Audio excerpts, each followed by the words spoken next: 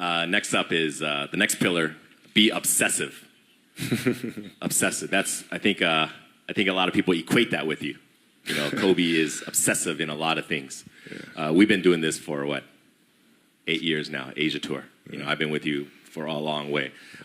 The one moment that stands out of we've done, I don't know how many done. We've done what, 800 events. Mm-hmm. The one time was 4 a.m. We went out to practice at 4 a.m. And that was your idea to do it. But and then, you know, all these Nike people are like, no, let's not do that. And then you're like, let's do it at 4 a.m. So you got security, you got brand marketing, sports marketing going, no, let's not do it. You're like, let's do it. Because that's your obsessiveness, right? I mean, to me, it just makes complete sense. Not to us. But I don't, like, okay, so. See, all right. Usually, I'm sleeping at 4 a.m. You're working out. So talk about that. Okay, so if your job is to try to be the best basketball player you can be, mm-hmm. right? To do that, you have to practice, you have to train, right? You want to train as much as you can, as often as you can. So if you get up at 10 in the morning, train at 11, right? 12, say 12, train at 12, train for 2 hours, 12 to 2. You have to let your body recover. So you eat, recover, whatever. You get back out, you train, start training again at 6.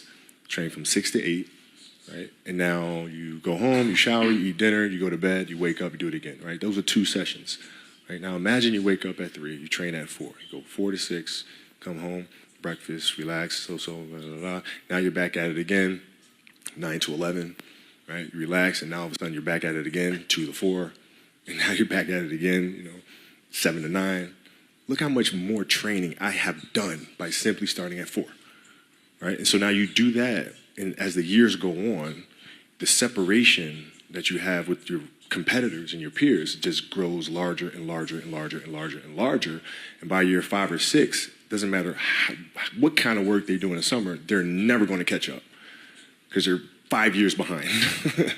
Right? So it makes sense to get up and start your day early because you can get more work in. Is that genetic? Or is that something you ingrained and trained yourself? No, it was Who just, taught you that? For me, it was just common sense. Like I can if I start earlier, I can train more hours, and I know the other guys aren't doing it because I know what their training schedule is, right? So I know if I do this consistently over time, the gap's just going to widen and widen and widen and widen and widen, and they won't be able to get that back. Mm-hmm. So to me, it was just common sense. I'm like thinking, how can I get an advantage? Oh, start earlier. Yeah, let's do that. When did you start doing that? Man, like high school. My first class in high school was 7:45. I used to get to the gym around 5 a.m. and I'd play before school. Mm-hmm.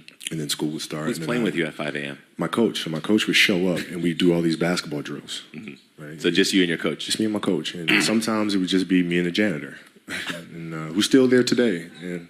And then I'd play at lunchtime. That guy should get a medal. I hooked him up with a few things. But I play during lunch and then practice after. And then go home, do my schoolwork, and then watch a bunch of game film and games on TV and study film. Was that the only thing you've been obsessed with?